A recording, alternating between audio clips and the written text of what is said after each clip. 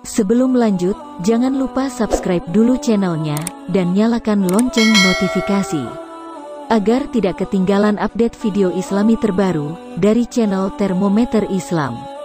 Terima kasih sudah berkunjung, semoga sehat selalu. Segala praktik kehidupan yang lurus, yang benar, itulah Islam. Jadi nggak mungkin orang Islam nggak amanah, itu pribadi, individu, kalaupun nggak amanah. Masya Allah. Tadi saya dengar Ustadz bilang masjid ini Pak Ahok yang apa? Yang resmikan. Ya doakan aja Pak Ahok itu supaya masuk Islam. Orang-orang begitu tuh yang dicari, seperti Umar bin Khattab, seperti saya begini. Nah Pak Ahok masuk Islam, alhamdulillah. Bujuk dia supaya masuk Islam. Pak Ahok masuk Islam lah. Kalau nggak masuk nanti antum nanti masuk neraka, kan begitu. Saya Islamkan orang begitu. Ayah saya pun saya bilang begitu. Masuk Islam, kalau enggak masuk neraka ente.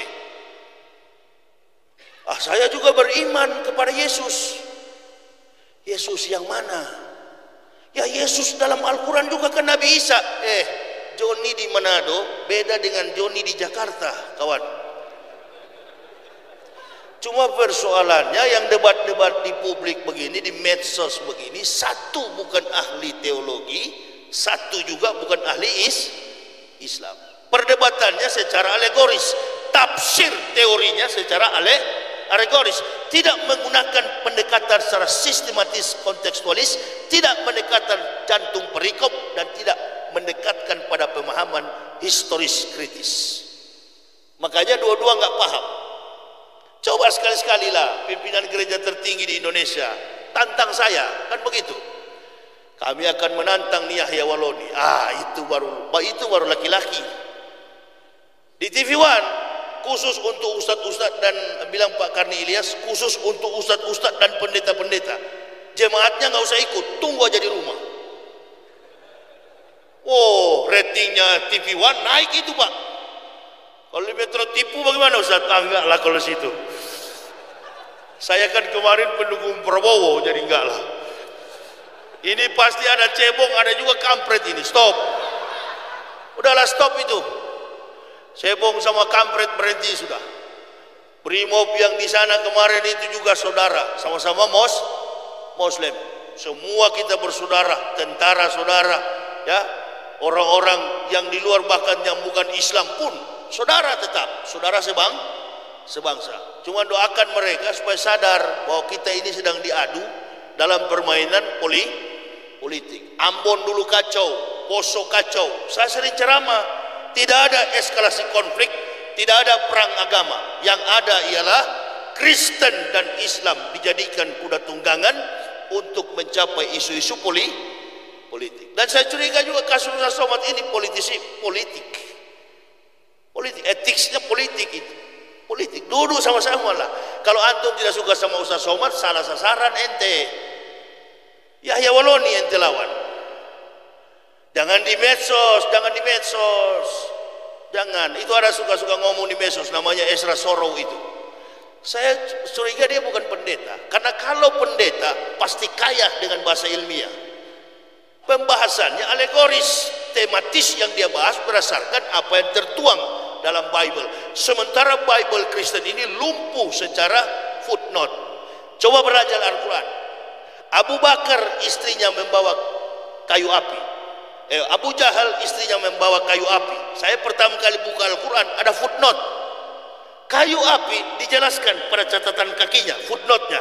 Kayu api tukang fitnah. Itu Al-Quran, jelas. Kalau antum ingin mencari tahu secara historiknya, maka belilah buku yang namanya Asbabun Nuzul. Inilah dasar sejarah secara historis kritis.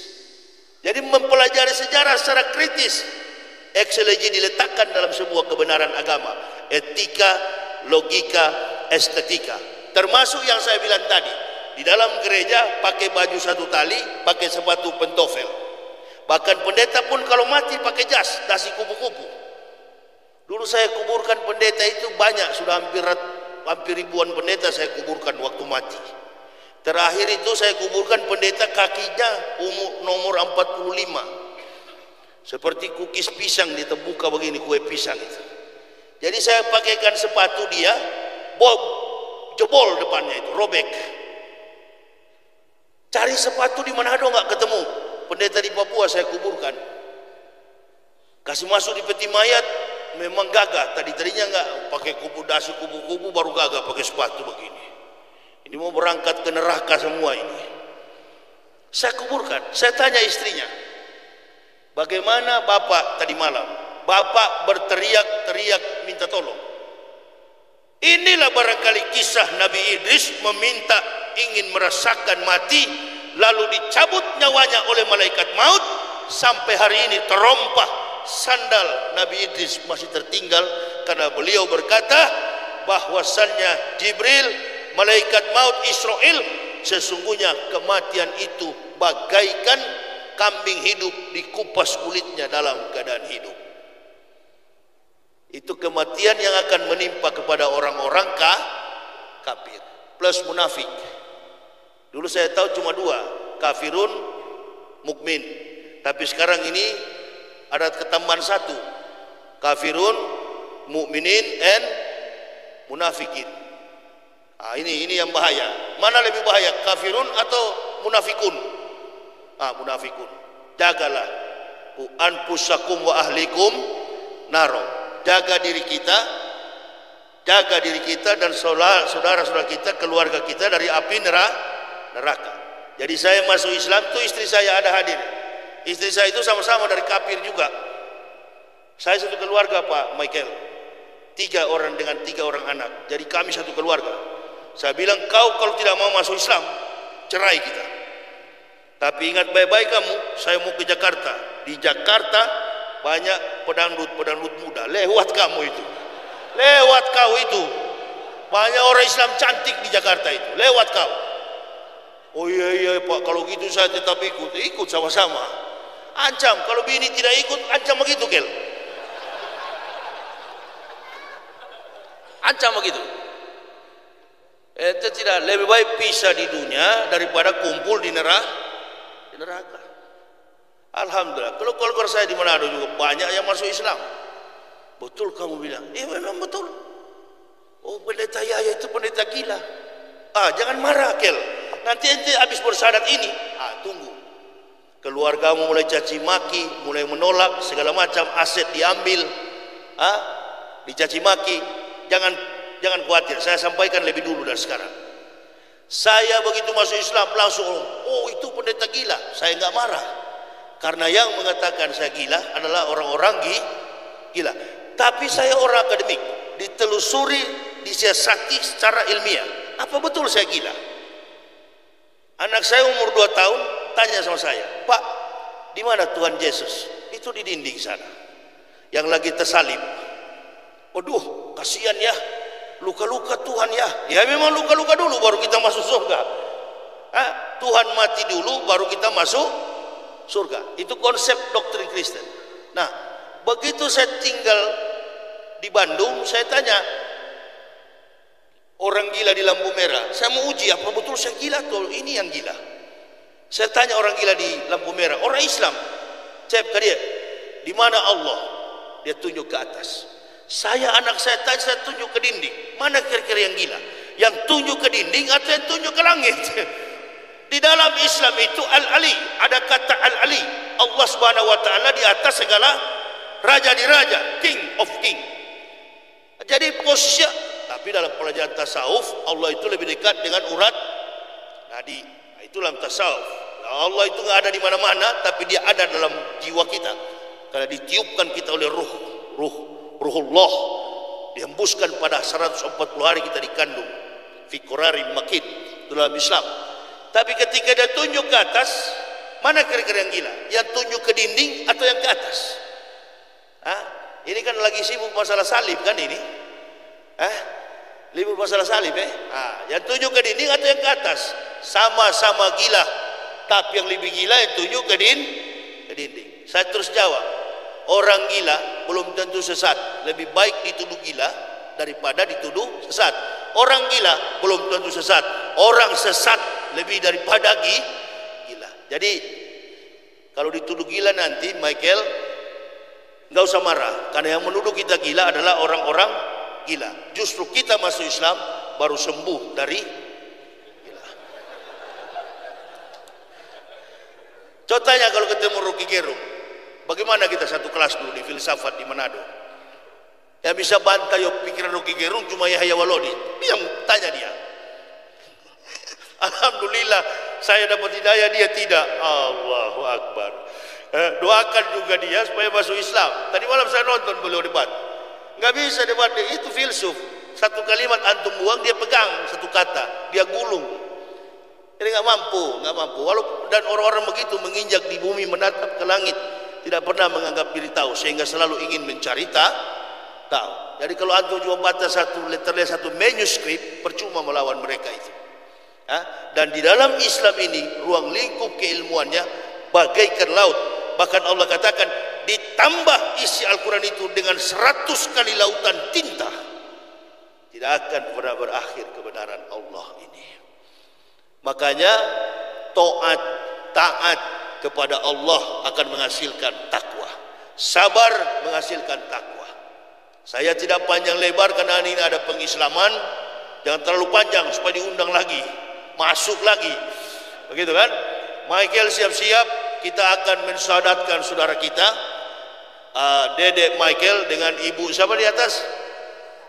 Ini mana namanya tadi? Ya, sini Ustaz. Saya akan mengislamkan 8.000 lebih, 73 orang ini dengan hari ini. Masya Allah. Di hadapan saya akan bacakan surat pernyataan Aprisa Kartini, tempat lahir Jakarta, 21 April tahun 2000. Oh, masih muda. Alamat Jalan Taruna 1 Barat, sudah Cibubur. Saya tinggal di kota wisata Cibubur juga. Ini kedua Bapak Dedek Michael, Bogor 19 Juni tahun 1977, masih juga muda ini. 19 Juni 1977, Puri, Niwana. Ini orang-orang yang terpanggil, padahal di tengah Islam dikepung. Kemarin saudara kita, mentalis, artis, Deddy Corbuzier, masuk Islam dan beliau sekarang sudah Muslim. Cuma saya sarankan kalau ketemu Deddy, tidak usahlah kas-kas tunjuk otot dalam masjid. Umar bin Khattab lebih berotot dari beliau itu. Kalau ke masjid pakai baju batik, seperti Dede ini, pakai baju batik, pakai apa?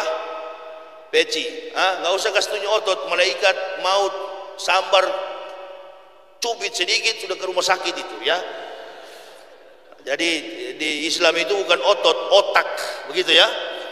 Jadi datang ke masjid pakai kopiah, Dek, kalau sudah diislamkan, latih diri kita mulai menggunakan atribut Islam. Di Islam ini bebas pakai baju, nggak apa-apa. Yang penting jangan bertuliskan Jokowi Ma'ruf dengan Prabowo. Nggak benar ini Pak. Prabowo Sandi. Kemarin saya di ada masjid yang di Mall Kelapa Gading sebelahnya, Masjid Al Musyawarah. Saya waktu sholat ba'diyah, di depan saya ada anak muda pakai jeans, badannya hitam gendut. Begitu dia salam kelihatan lubang di sini ini. Memang kelihatan sekali, agak bau-bau terasi sedikit juga. Usai sholat saya tegur, Dek, ente kalau menghadap Allah pakai sarung itu di depan di mihrab, minta sama imam sarung, pakai sarung, kelihatan tadi lubangnya di sini. Emang siapa lu be? Gua mau ceramah, gua ustaz. Maaf lu. Untuk yang lihat gua, kalau yang lihat Bang Ipul bisa berabe lu. Bukan cuma raba-raba, bisa robek lu. Jadi itulah kesopanan dalam Islam deh ya. Ini saya pukul secara humoris, tapi mengandung banyak fakta etika. Karena Islam ini orang kan pandang enteng, masuk madu Islam, baju sembarang, nggak apa-apa. Baju-baju murah pun nggak apa-apa. Ini Tanah Abang ini. Dulu mana saya mau pakai begini, pakai sepatu. Kalau kita ke gereja kan harus wajib pakai sepatu. Nah dulu di gereja orang Kristen itu kalau nggak ke gereja cuma dua, nggak ada baju baru dengan tidak ada sepatu. Coba ente masuk gereja kalau tidak pakai sepatu, yang lain tuh kolek, nggak ada sepatu. Maka